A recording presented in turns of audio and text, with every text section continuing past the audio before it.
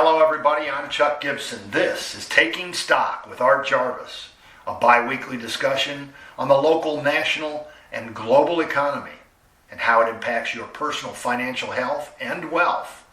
Now here's Taking Stock, episode number 66 with Art Jarvis. Welcome, Art. It is good to have you back again. Good to be here. How are you, Chuck? I am well, sir. How about you? I am fantastic. Thank you for asking. You're welcome. You know, I guess the real question for everybody right now, at least in our general geographical areas, are you warm? I'm warm. Yeah. All right. I walk around with my permanent insulation, so yeah, I'm pretty. Well, you're not that big, but okay. I got my fair share. Right. But the bottom line is you're safe and warm and dry and yeah. Excellent. Yeah, we talk. It's pretty outside. I like the snow, and like I said, we're not to the point where it's starting to melt and getting sloshy and messy and everything. So yeah, it's tolerable. Right. Well, we both know that what's going to happen is when the melt comes, then it'll be raining also. So we'll have the flood warnings instead of the Arctic freeze warnings. Yeah, you give me something else to complain about. That'd be great. Well, hey, you know what? Let's not complain. Let's get into how great the U.S. economy is running.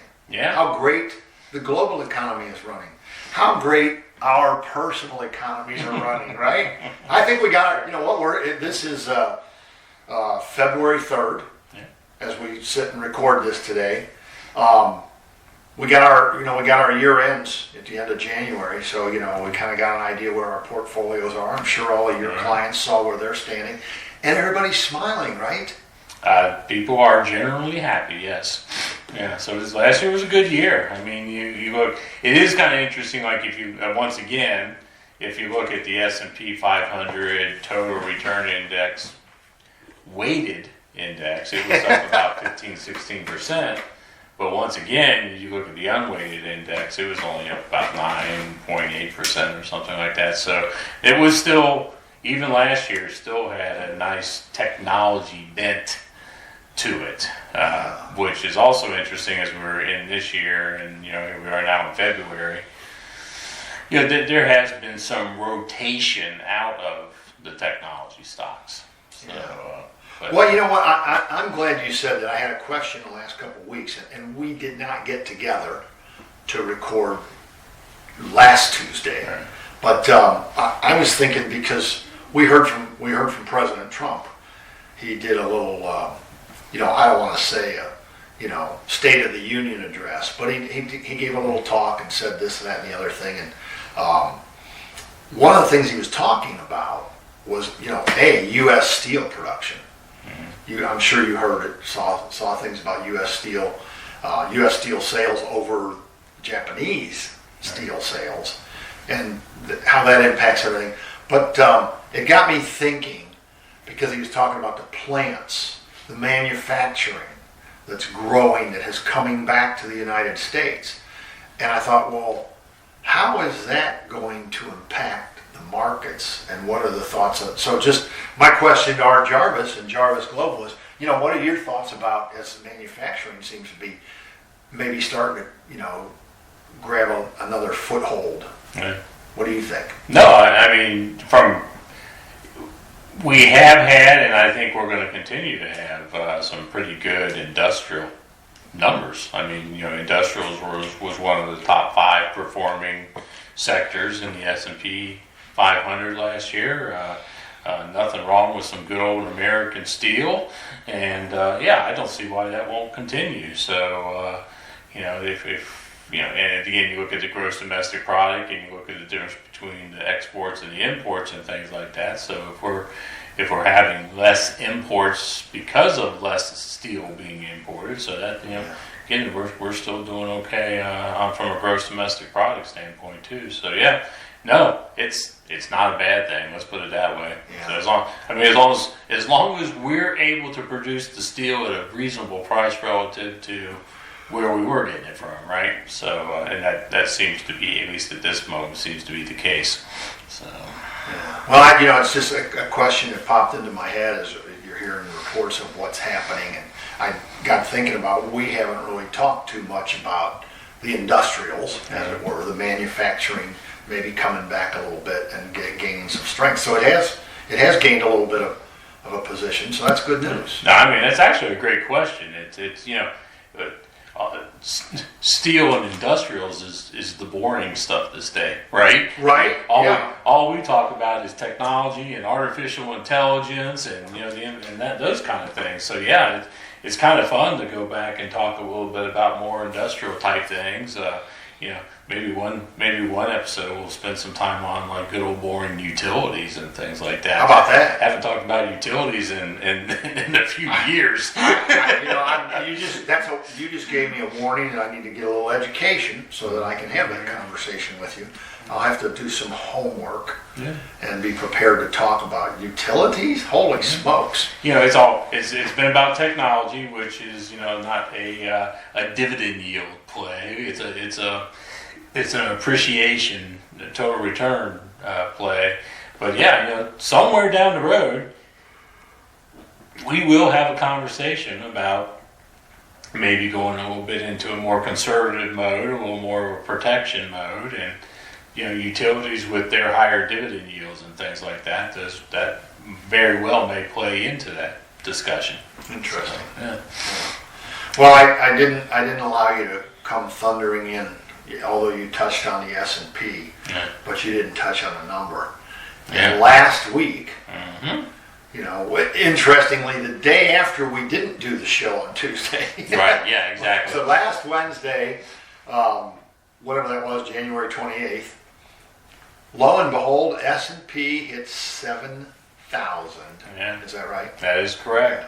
And interestingly enough, we've actually gotten close. Last year we got within about 20 points of 7,000, and we've taken a couple shots at 7,000, didn't hold. But yeah, we finally hit 7,000, and it stuck for a nanosecond. And of course, now as of today, the market's actually selling off, so we're back down, getting closer to 6,900 than we are to 7,000. But yeah, we're there, and it's we'll be well beyond 7,000 by the end of this year. So we're playing. But here's the interesting thing is once again 7,000 is kind of one of those round numbers, right? Sure. So people tend to focus on calendar years. People tend to focus on round numbers and things like that. So what's the difference between 6,980 and 7,000? Not really much at all, right? But because it's a nice round number, it gets everybody's attention. 20 points out of 7,000 is what percent? Very little. Well, 0.2% or something like that. Yeah, it's a tiny little number. It's negligible. Right. Yeah, exactly. I like that word. You like that? It is negligible. Yeah, I looked that up right before I said it. But don't be caught being negligent. Well, that is true. That is true. But no, it's always interesting to me that you get to these round numbers and the markets are timid to work their way through it, and then you work your way through it, and it's off to the races, right? Yeah. So what changed? Nothing really changed that much. So we just finally got over it and finally worked our way through it. But there are people out there in the markets who say, when the market hits this level, I'm getting out. And 7,000 is probably one of those levels. It's like it hit 7,000. I got in it. Whatever I got in it, I got in at 5,000. It hit 7,000. I'm out. Okay, and yeah, I get that, and that's a healthy thing too, because it burned. How do you say this? It pushes out some of what I call the weak ones. Right? Okay. It's healthy for the market. It's get rid of the people who maybe aren't in it for the right reasons or aren't in it with the right attitude. Get them, push them out, and guess what happens? The market takes off, it starts running, and then they come back in at a higher price. Well, that's kind of the exact opposite of what you're supposed to be doing. They could have continued their gains. Yes, you are correct, sir. Well, the reporting, as you speak about the round numbers and calendar year and so on and so forth, the reporting of these things bears you out.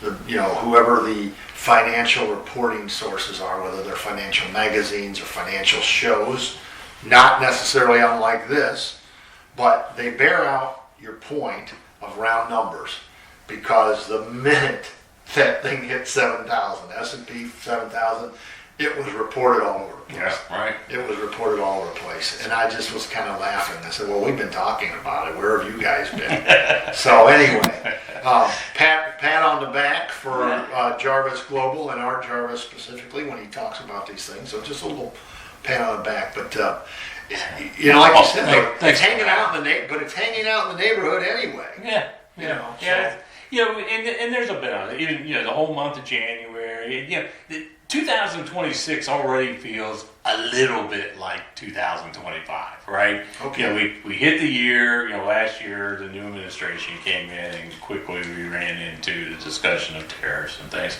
You know, this year we got hit again with more threats of tariffs because, you know, Greenland and Denmark and Canada and India and, you know, all these places that, okay, here come the threats and I'm going to hit you with 200% tariffs. Well, but much more muted this time around. Still feels, you know, it's like, oh, here we go again. But, you know, it's still somewhat muted because, you know, I think if one, you lived through last year, like, okay, it's not as bad as you think it's going to be, hopefully. But number two, you're starting to kind of get a feel of the current administration's way of doing things, right?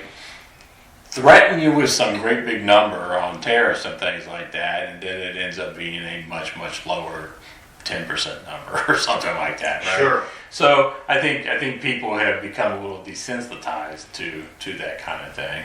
But you know, we also, you know, we just got an announcement yesterday, I believe it was, that big deal with India, to which India as a country was already doing pretty well, market-wise, and, you know, what I call whatever their equivalent of Wall Street is, Wall Street and Main Street. But yeah, and then you got this announcement, and quickly the India, I think what they call them, you got the Nifty 50 jumped like 5%. So that's on top of what it's already been doing. So yeah. So and just to go a little deeper into it, you know, kind of been shifting portfolios a little bit, if appropriate. Talk to your financial advisor, but you know, shifting assets more to the international side, also. See. So I'm not worried about, knock on wood, some kind of implosion in the U.S. But you also look, you know, we've had a few good years in the United States. That can continue, but also starting to look, there seems to be even more or greater opportunities on the international side. So start to shift some assets out of the domestic and more into the international. Well, you know, that's a great topic for discussion, the international marketplace, and maybe the possible movement and growth there. What are some of the things that are happening there that are indicators that are saying, you know, hey, you know, we don't need to go crazy, but maybe shift a few things and take advantage of growth there. What are some of those things that are happening? Yeah, and that's it right there. It's not we're not going to shift 50% of the assets to international or anything like that. But yeah, and you know, there has been a downside pressure on the international side for a couple of years. Okay, if you go back to like 2023, where the U.S. did double-digit returns and the international market did like 2 or 3%. That's how much it lagged behind. So there has been downside pressure where, you know, maybe their economies weren't doing that terrible, but there was a whole lot of concerns and there was a whole lot of uncertainty. Well, I think so. A lot of that uncertainty has been lifted in many countries. Number one, and that has allowed the economics to show through as opposed to the concerns, right? So that's, you know, so it's all right. It's like, you know, you always look, when I look at potential investments, you know, you can look and I can find an investment like, wow, this investment looks pretty good from a number standpoint, but you sit there and look at it and go, but apparently right now nobody believes it. So, yeah. You know, there's two parts. One, if I find that I believe this is a good potential investment, but I also sometimes, from a technical standpoint, I just kind of sit there and wait till people start to look like they actually believe. Yeah. So it needs to be discovered a little bit before. Yeah. Precisely. And then there's other countries that India is a good example. Japan is a good example that they've gone through quite an extended period of time not really doing that well, and they're starting to come out of that. And there's what I kind of look at, and again, this is not a 100% investment strategy, but they're 2 or 3 years behind the United States. So we do real well, and they're starting to benefit from that, from the world economy. So there's a lot of that going on, and I wouldn't be surprised if we get another 10% out of the United States this year. Wow. But I also wouldn't be surprised if, in general, international markets do better than 10%. So, if that's the plan and that's what I think is going to happen, I'm most certainly going to take a stab at it and take advantage of it. So, and then there's that reminder for those of you that are listening. Talk to your advisor. Yeah, don't go invest based on ask the question. This is somehow part of what we're doing here with Taking Stock is trying to help you, the listeners, come up. Sometimes it's just come up with some good questions for whoever your financial advisor is, which it should be Jarvis Global Investments, but that aside, that's definitely one option. Yeah, that's certainly an option. But whoever is your trusted advisor. Yeah, we're probably never going to talk about anything too crazy in here, because there are some things out there that you can, with leverage and things like that you would definitely want to consult your investment advisor about before. But when you're talking about domestic and international stocks and things like that, I still 100% talk to your investment advisor, see how they feel about it. But it's because what's appropriate for this person might not be appropriate for I'm still hesitant, and I guess that conversation, I think that conversation should be with you, me, and Austin. But I was going to say I'm still hesitant with you and I sitting here recording the show to bring up cryptocurrency, because which came to my mind when you said there's some crazy stuff that you definitely want to talk to your advisors, not just jump in on anything you heard here about it. But that's something that Austin or Austin and Caitlin or whatever can come in and maybe talk about on one of the episodes of Taking Stock. And I've been threatening to have that happen for over a year now, and I'm well aware for listeners who are like, well, you said that before. Well, I know I've said that before. We've said that before. But if it's out there, and it is, we'll get them in here and talk about it. Yeah, I think that'd be a good idea. And here's the sad fact is, Art Jarvis isn't always going to be around. So what? And Caitlin and Austin have a brain and they use it. So and they're way more versed in certain things than I am. That's true. But it's funny. Like you bring another disclaimer. They are his kids, folks. I might be slightly biased. A little biased, possibly. In spite of their environment, they turned out to be pretty much fully functional adults. There you have it. So there you go. But in spite of me as an influence, but and that fully functional is debatable, I'm sure. But no, it's. They are not here to defend themselves. Lighten up. That's right, exactly. They're used to it, trust me.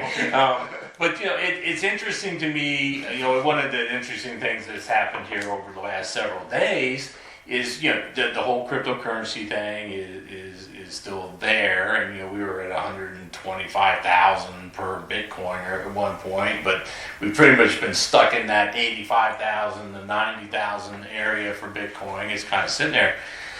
But gold and silver, the gold and silver trade has just shot through the roof. Okay, and it literally looks like a Artemis 2 rocket taking off, which, by the way, is going to happen on February 6th, if people aren't paying attention. You can't be launching rockets on the day that they're opening the Olympics. Well, apparently they can. Oh, okay. Depending on the weather, Right, of course. folks, make note of that. You heard it here. Yeah. Artemis 2 rocket taking off on this Friday, February the 6th. I believe that is the date, yes. Probably be earlier in the day, and so it won't interfere with the opening ceremonies for the 2026 Winter Olympics. And I'm sure NASA is very concerned. You know, the whole alignment of the planets and all that stuff you got to worry about TV time, right? Hey, don't kid yourself. NASA is going to have that rocket passing over Cortina, Italy, so they can get the overview of, you know, all the Winter Olympic sites. Yeah. I might be making that up.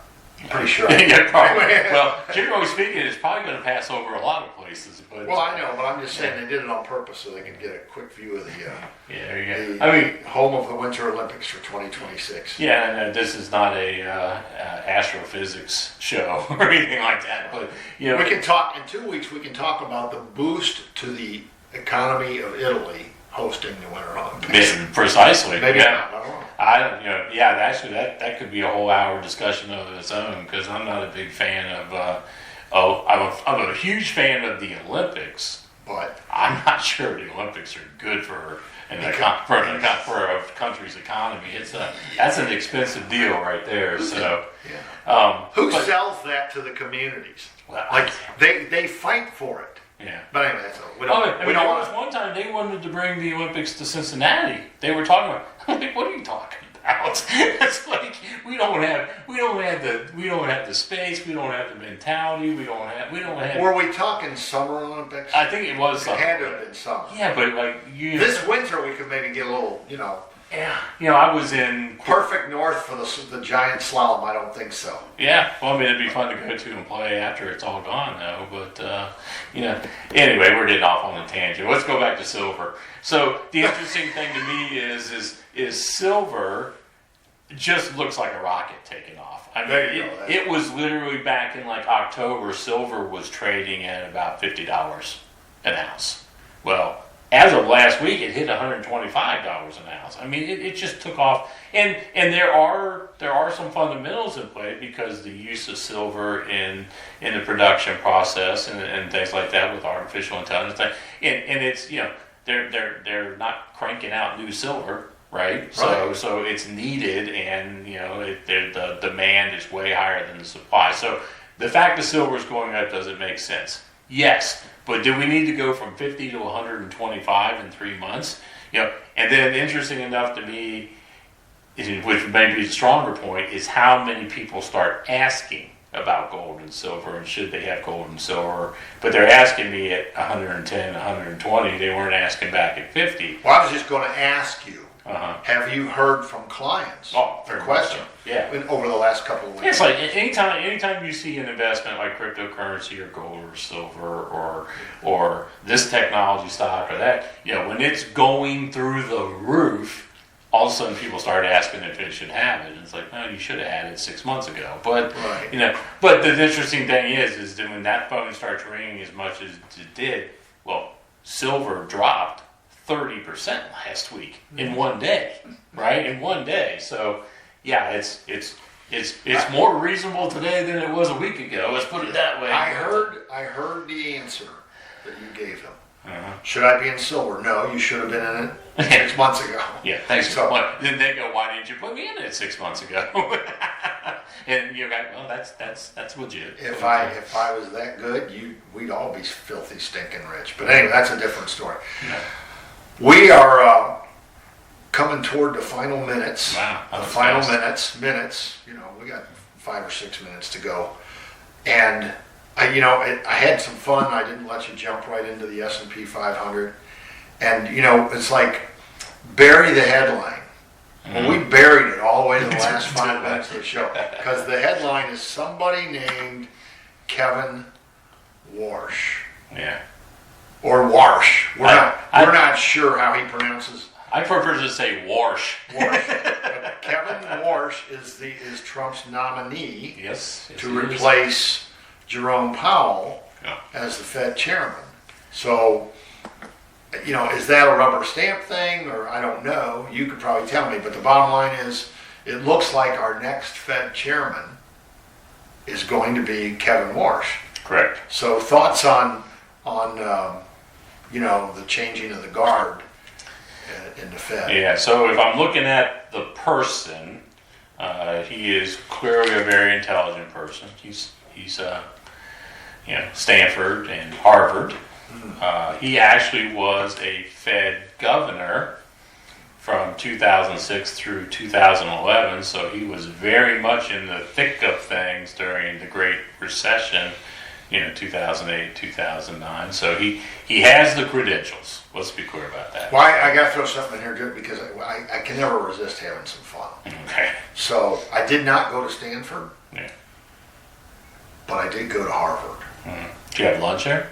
Exactly. Anyway, go, continue. Sorry, I didn't mean, it's funny to that step on your joke. No, it's funny that you asked that question because as soon as you said it, I said, well, pretty much we visited Harvard, walked around the campus, but mainly we had lunch while we were there. So you asked the correct question, but I couldn't resist. No, I love it. No, Kim, so I went to Harvard. Kim talks that she went to MIT all the time. Excellent. That's right. She got off the train and walked around the campus. But, well, she might, by osmosis, if nothing else, she picked up a few things. Because I know she's involved in that robotics stuff. Yeah.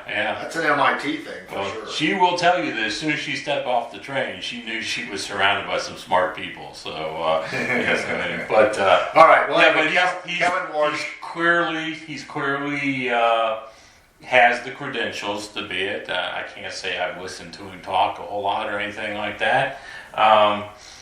What concerns me more is more the autonomy of the Federal Reserve.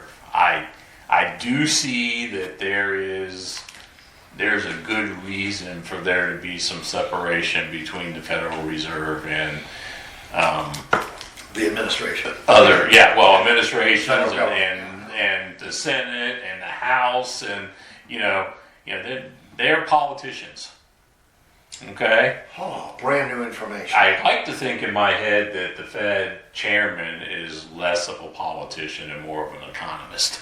So, I think what we're gunning for in this country right now is someone who is a little more willing to lower interest rates, right? I still think, and correct me if, not necessarily correct me, but tell me a different opinion if you have one.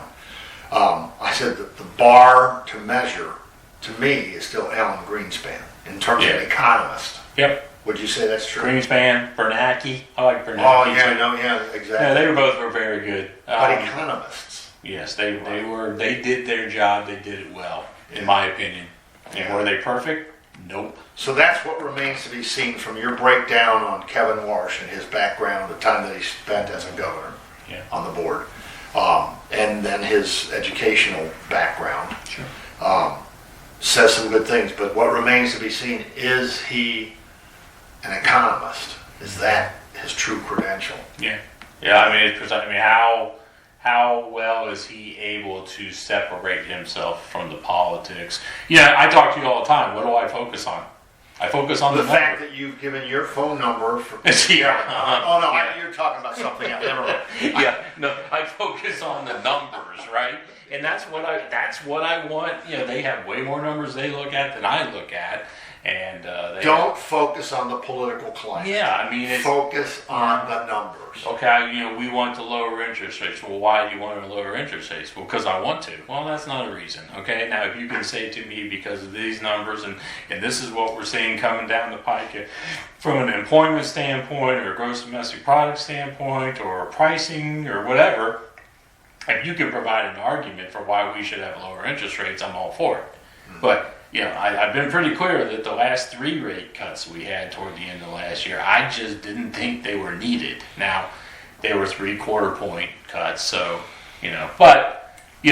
are we going to get to a situation where maybe we're cutting rates more for a political reason? I have no idea. I don't work there. I don't live there. I don't, But, it's something to consider, though, to be honest with you. And there is an impact. Every time you lower rates, you're pushing harder on the accelerator. Right. Okay, so that makes for a pretty good economy on the short run, but then you got to start worrying about inflation and things like that. So, and we already spent months, if not years, beating back inflation from 2022. Let's not light it up again here. Okay? Right. So a whole lot of unknowns. I have my opinion about things, but it remains to be seen. I'm hopeful, but I'm going to be nice here, but it's not breaking my heart that Jerome Powell will probably be exiting. I didn't. Yeah. If I had to rate the Fed chairman that I've seen during my career, that wasn't Mr. Powell is toward the bottom. So I just could have been better. Let's put it that way. Well, focusing on the numbers I'm focusing on right now are on a digital clock. There you go. And that digital clock says, Art, we've done it again. Yeah. We've run out of time. There's still so much more we could talk about. But I can only say thank you so much for joining us, enlightening us here on Taking Stock episode number 66. I will look forward to having you back in 2 weeks and sharing some more insights with the listeners. And we'll probably know more about Kevin Warsh. And maybe I'll even give more thought and be able to tell the listeners more about when they're going to hear about cryptocurrency here on Taking Stock. But thank you for being with us. I think as always, I enjoy it, so I appreciate you. And that concludes Taking Stock for this Tuesday, February the 3rd. And for episode number 66, thank you listeners for joining us, and thank you Art Jarvis. That is all for now.